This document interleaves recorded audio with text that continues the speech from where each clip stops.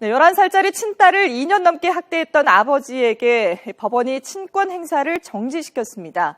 또 피해 소녀의 친할머니는 손녀를 직접 양육하겠다는 의사를 밝혔습니다.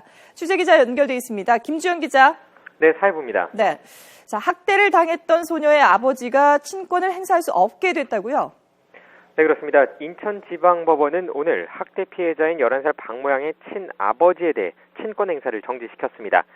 지난 24일 직권으로 피해 아동 보호명령 사건을 개시하고 오늘 오후 심리를 거친 뒤 내린 결론입니다. 재판부는 친아버지가 아동 학대를 저지른 사람인 동시에 친권을 행사한 유일한 사람인 만큼 피해 아동에 대해 임시 보호명령의 필요성이 인정된다고 판단했습니다. 재판부는 또 인천 남부 아동보호전문기관의 관장을 임시 후견인으로 지정했다고 설명했습니다.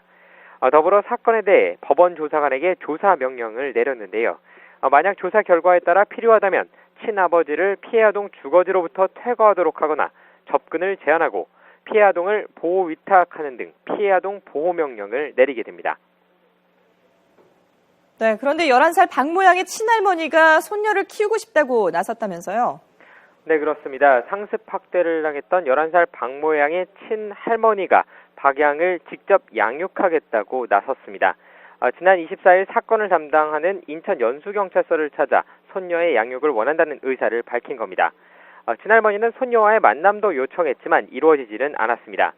박양이 심리적 충격을 받을 수 있다는 점을 고려해 경찰이 요청을 받아들이지 않았기 때문입니다. 또 친할머니가 손녀로부터 자신의 아들에게 유리한 진술을 끌어내려 할 수 있다는 우려도 감안한 것으로 알려졌습니다. 수사당국은 특별한 사정이 생기지 않은 이상 친할머니와의 만남을 허용하지 않을 방침입니다. 앞서 11살 박모양은 지난 12일 아버지로부터 2년 동안 지속적인 학대를 받던 끝에 집에서 도망쳐 나왔고 이웃에 간의 끔찍한 학대 사실이 알려졌습니다. 박양의 친어머니는 남편과 이혼한 뒤 연락이 닿지 않아 검찰은 친권 상실을 청구할 방침이었습니다.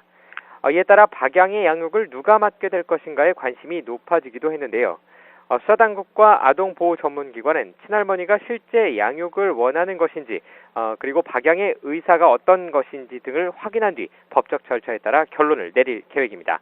지금까지 사회부에서 YTN 김주영입니다.